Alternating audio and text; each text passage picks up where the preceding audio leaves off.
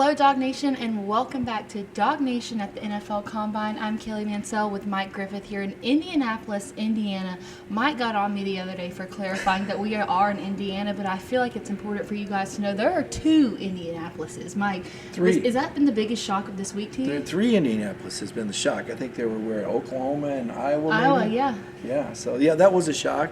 I did learn something there. Mm-hmm. Big surprises here today, not just finding out there are multiple Indianapolises, but I think the biggest surprise for both of us today was the chance to get to talk to Daijun Edwards, a guy who's been relatively quiet, not a massive public speaker, but I feel like today was the first time we really got to have the opportunity to see who he is on the inside. What did you think about what he had to say? Yeah, nice young man. I mean, people are asking about hype music. He listens to gospel music, and it's not that he can't converse. He just is kind of a quiet, introverted guy, and had a lot to say about Del McGee. Obviously, he was very close with Del McGee. He felt really good about his contributions at Georgia and winning national championships. I mean, this is a blue-collar guy, Kaylee, that I thought when we went to the Senior Bowl showed that he could do more than just hit the hole hard. We saw Dejon catch the ball there. He looked really good in the open field as well. I think his stock is going to be on the rise coming out of the Combine. Now, this is a guy who's not on many mock drafts. A lot of people don't have him getting drafted. What does he need to prove tomorrow in order to get his name on those boards? Well, I think the concern with Dejon is going to be the speed. I mean, if you're a 5'10" or 11, 205, 210-pound guy, they're going to want you to run a real good number. And I don't know that he has that home run speed, but I like his versatility.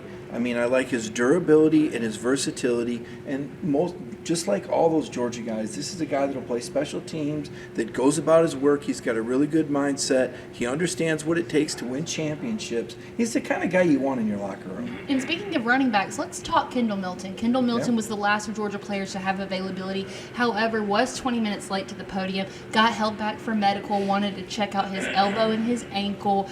How big is the medical history going to be with Kendall moving forward? Well, it's big for all the players, but particularly guys that have missed games. Kendall's issue was this chronic hamstring injury, and I think they've solved that. Talking with his dad, Chris Milton, I think they found out that this might have been a little bit of a dehydration issue that was actually causing some of these soft tissue injuries that Kendall had. Now that he's got that fixed, the way he finished the second half of the season, now we're talking about a 225, 230-pound back who also has good wiggle that can catch the ball. When you're a little bit bigger like that, they're a little bit more forgiving on the 40, but they're still going to want to see Kendall run a sub 4.6, somewhere around that number. And somebody today asked Kendall what his journey was like at UGA, going through all the injuries, and he said he felt like he hadn't left it all out there, that there could be so much more done. What can he do in the NFL to kind of make up for what he said today about his UGA journey? Well, he wants to make the most of it, right? He's going to have some professional trainers. I don't think the practices are going to be quite as physical.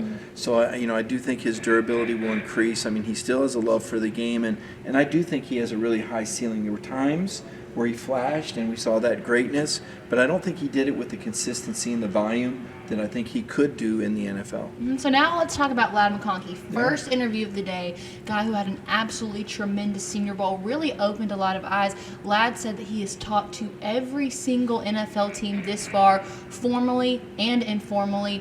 What is a team going to get out of a guy like Ladd McConkey? Well, I mean, Ladd's an explosive player, and like you said, he showcased his quickness at the Senior Bowl, matched up in those individual drills. We saw it a lot in the games. Ladd had some big breakout games, over 100 yards. When Brock Bowers got injured, remember Kirby said, nobody can replace Superman. And I think Ladd went out and had about 140 yards receiving in the next game. So this is a dynamic player who can play in the slot or outside. He's drawn comparisons to Cooper Kupp from Jim Nagy, the executive director of the Senior Bowl, and everybody knows Ladd has a tremendous attitude. He's a guy that's willing to play special teams. He's looked good in the return game before. He'll fight you, he'll block. He's gone through those bloody Tuesdays. Another guy who's proven a soldier, and he's an unselfish guy. Ladd redshirted a season, said he learned a lot about his craft, so he's got the right mentality to make it in the NFL, where you got to kind of stick around. They say the best ability is availability. So Ladd, along with the other wide receivers, running backs, and quarterbacks, will participate in drills tomorrow. What drill is most important for him to excel in? I think the 40. I think people want to see that raw speed, and I'm optimistic Ladd can run a 4.3, a 4.3 something. I mean, a 4.36, 4.38.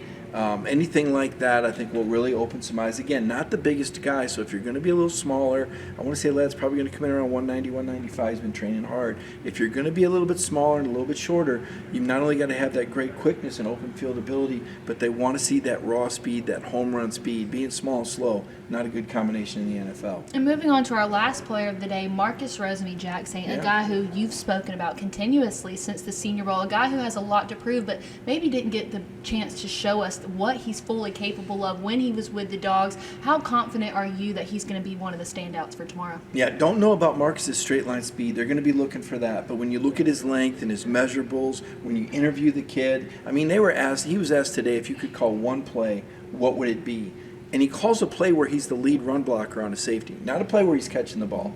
And yet, we saw him at the Senior Bowl catch that first touchdown pass there. People like his hands. Mel Kiper Jr. is kind of on this one late. But remember, at Georgia, he was asked to be a primary blocker. He wasn't necessarily the featured receiver. That doesn't mean he can't do it. That just means that he was playing the role that Kirby Smart asked him to play. And I think Marcus wants to show these NFL teams that there's so much more to him. Again, you can watch Ladd, Marcus, Dejon, and Kendall tomorrow on the NFL Network. Today, we'll see Brock Bowers, who is still unsure whether he's going to participate or not.